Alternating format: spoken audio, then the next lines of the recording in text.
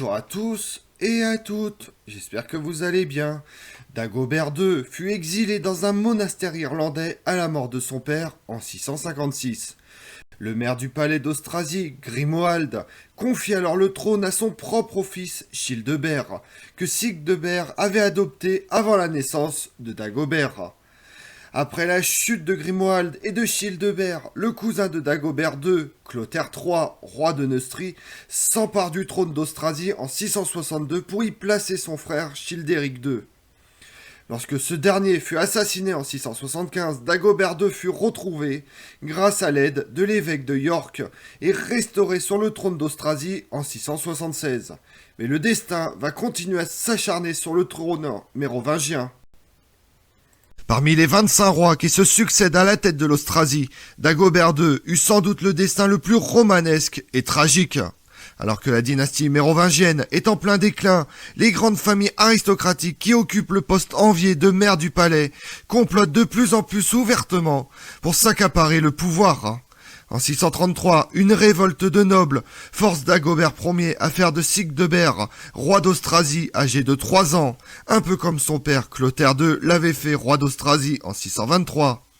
Siegdebert III a été placé sur le trône d'Austrasie en 634, à la demande des nobles du royaume par son père, le grand roi Dagobert Ier, dernier mérovingien à régner et gouverner réellement l'ensemble du royaume franc. Cependant, il refuse de donner le pouvoir à Pépin de Landen, en le nommant maire du palais pour l'enfant roi. Au lieu de cela, il avait placé Siegdebert III sous la tutelle d'Anna Gisèle comme maire du palais et de l'évêque de Cologne, Saint Cunibert, comme régent, tout en gardant Pépin en Neustrie comme otage.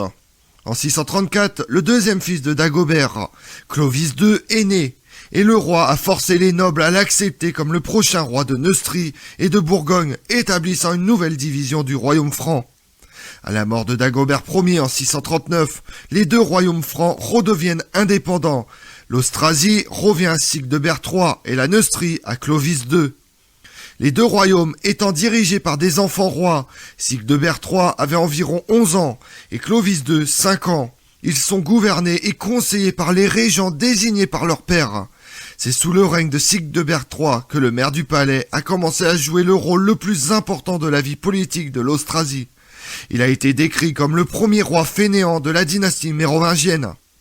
Pépin de Landen remplace Anna Gisèle comme maire du palais d'Austrasie en 639, mais meurt l'année suivante en 640 et fut remplacé par son fils Grimoald.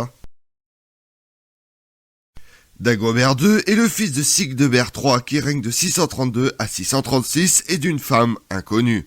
Il est très peu probable qu'il soit le fils de la reine Chiminshild, car les sources ou chroniques mentionnant les Mérovingiens auraient mentionné le nom de la reine, alors que pour la naissance de Dagobert II, aucune mention de sa mère n'est liée. Il était donc le demi-frère de Bishild, fille de Chimishild, qui épousera Childéric II, fils de Clovis II, frère de Siegdebert III. Dagobert II a été nommé d'après son grand-père Dagobert Ier. Selon le livre de l'histoire des Francs qui date de 727, après la mort de Siegdebert III de cause naturelle le 1er février 656, à l'âge de 25 ans, Grimoald, maire du palais et fonctionnaire le plus puissant sous le roi, fait tonsurer le jeune Dagobert II et le placer sous la garde de Dindon, évêque de Poitiers. La tonsuration rend Dagobert II inapte au trône, puisque les rois mérovingiens détenaient leur puissance et leur autorité de leur longue chevelure. Didon envoya alors Dagobert II en Irlande. La datation exacte de ces événements est incertaine, généralement placée en 656, mais la date de 651 a également été proposée pour l'exil du roi mérovingien. Aucune source contemporaine ne décrit le temps passé par Dagobert II en Irlande, ni même ses activités. L'antiquaire du XVIIIe siècle, Mervyn Archald, a été le premier à démontrer l'emprisonnement de Dagobert II dans un lieu spécifique en Irlande. Il a écrit qu'une tradition orale locale courante à cette époque plaçait Dagobert II dans le monastère de Slane, une conclusion acceptée par certains érudits modernes. Grimoald place son propre fils, Childebert l'adopté, sur le trône austrasien, mais les Neustriens, sous Clovis II 639-657, font arrêter Grimoald pour l'emmener à Paris où il fut exécuté.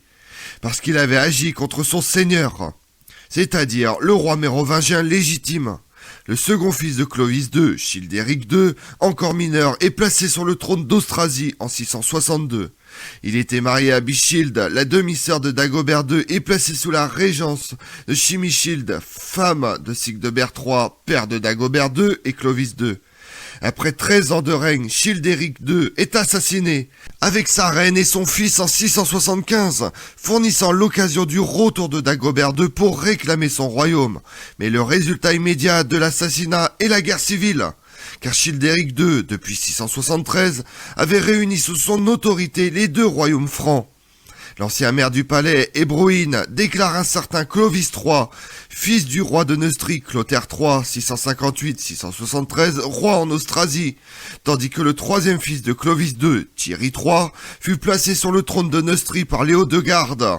Après la capture de ce dernier, Hébroïne abandonne Clovis III pour Thierry III, perdant ainsi ses alliés austrasiens. Dans cette situation, Dagobert II a été rappelé de son exil irlandais. Le Liber Historiae Francorum est une chronique écrite anonymement au cours du 8e siècle. Les premières sections ont servi de source secondaire pour les premiers francs à l'époque de Marc Omer, chef franc du 4e siècle, donnant des informations sur les événements jusqu'à l'époque des derniers mérovingiens. Les sections suivantes de la chronique sont des sources primaires importantes pour l'histoire contemporaine. Ils fournissent un récit de la famille Pipinide en Austrasie, avant qu'ils ne deviennent rois en remplacement des Mérovingiens. Le Liber Historiae Francorum utilise beaucoup de matériel de l'Historia Francorum antérieur de l'évêque et historien Grégoire de Tours, achevé en 594, alors que le Liber Historiae Francorum est la seule source pour décrire les circonstances de l'exil de Dagobert II. La vie de Wilfrid est la seule à décrire son retour. Cette biographie de l'évêque anglais Wilfrid a été composée dans les premières décennies du 8e siècle par Étienne de Ripon. Selon la source, Dagobert II a été exilé en Irlande dans sa jeunesse et lorsque ses amis et parents ont appris plus tard qu'il était toujours vivant, ils ont demandé à Wilfrid de l'amener depuis le lieu de sa captivité jusqu'en territoire franc.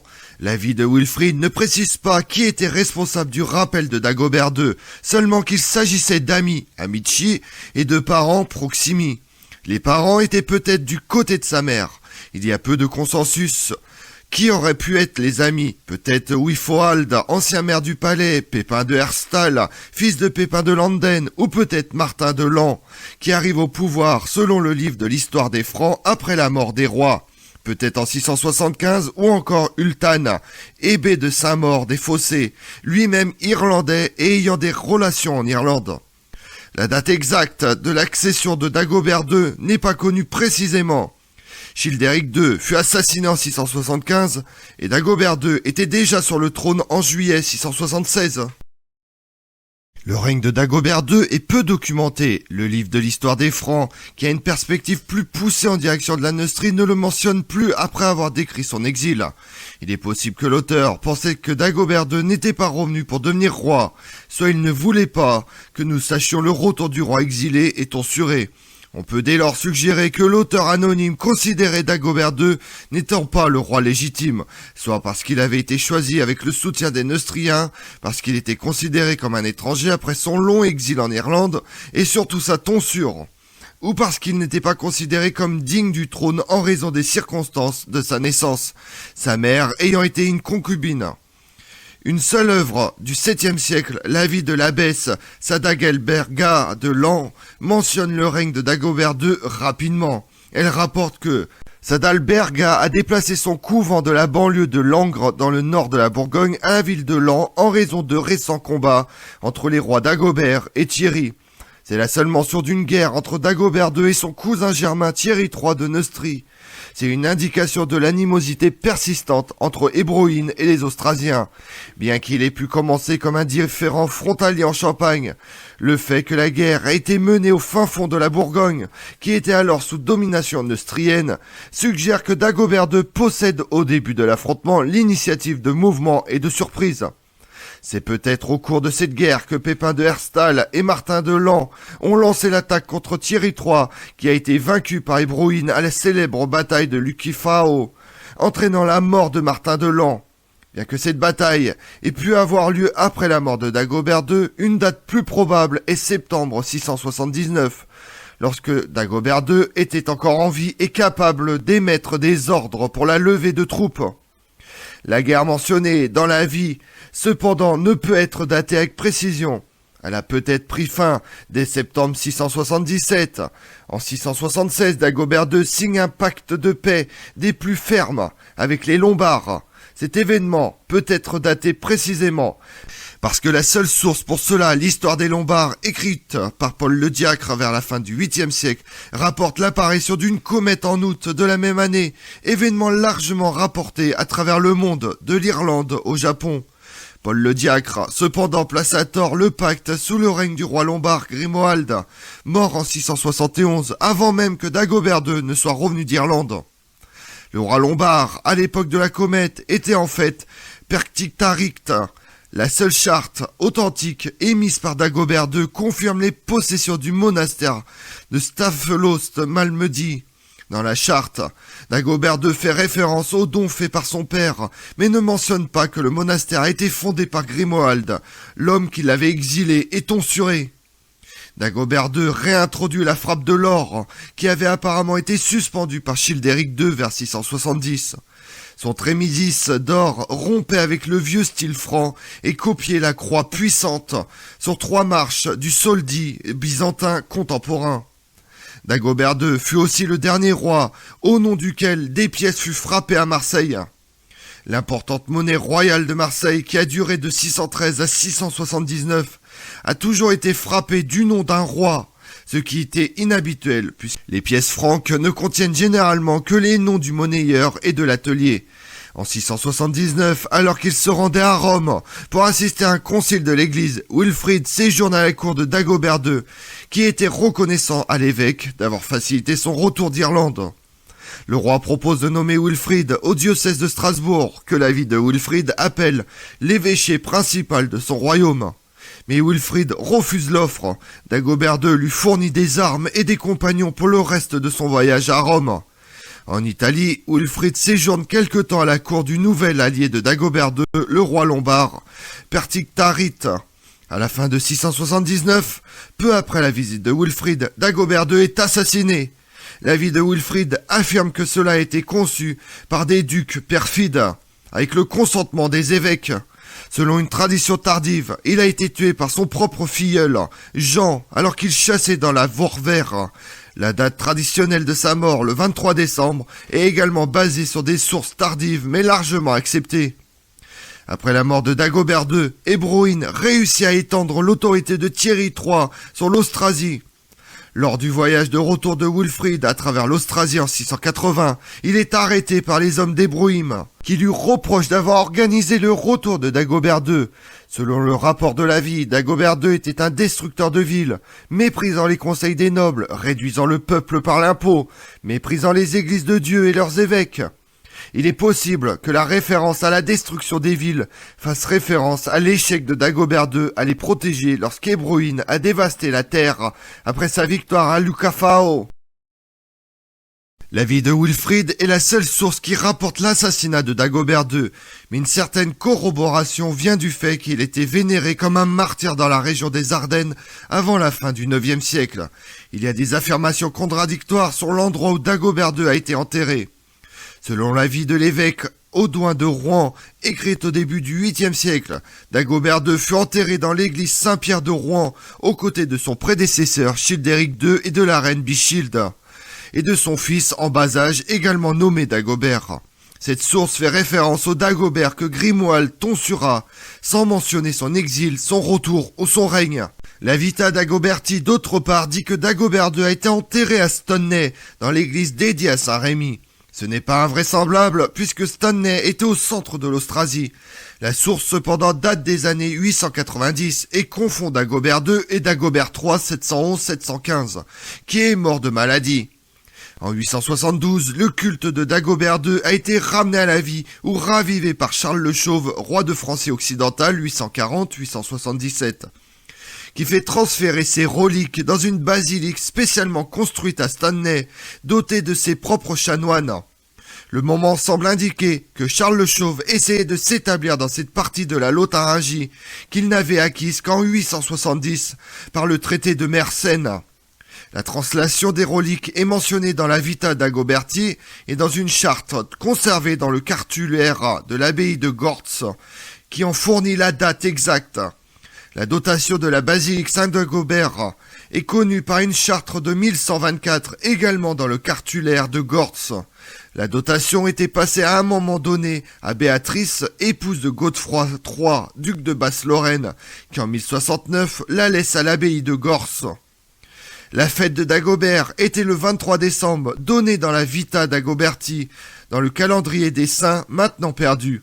Fait pour Emma, épouse du roi des Francs Lothaire, 954-986, et dans l'Actuaria d'Ursart, un manuscrit liégeois du martyrologue Ado de Vienne, situe également la mort de Dagobert le 23 décembre. On la célébrait encore à Verdun jusqu'au XVIe siècle. Le prieur de Stanley fut supprimé en 1580 et en 1591. Les bâtiments furent saccagés par les protestants. Les reliques de Dagobert II sont dispersées. Dagobert II est l'un des mérovingiens les plus obscurs. Il est considéré comme un martyr depuis au moins le IXe siècle. Aucune des histoires narratives de la période mérovingienne ne rend compte du règne de Dagobert II, qui doit être reconstitué à partir de plusieurs sources différentes. La seule évocation quasi contemporaine du caractère de Dagobert II le dépeint comme un tyran. Il contrarie les évêques, impose de nouvelles taxes. Il fut assassiné 3 ans plus tard, le 23 décembre 679, en forêt de Wervre, près de Stanay, en Lorraine. Ce meurtre mène à l'unité symbolique de tous les territoires francs sous l'autorité nominale de Théodoric III ou Thierry III.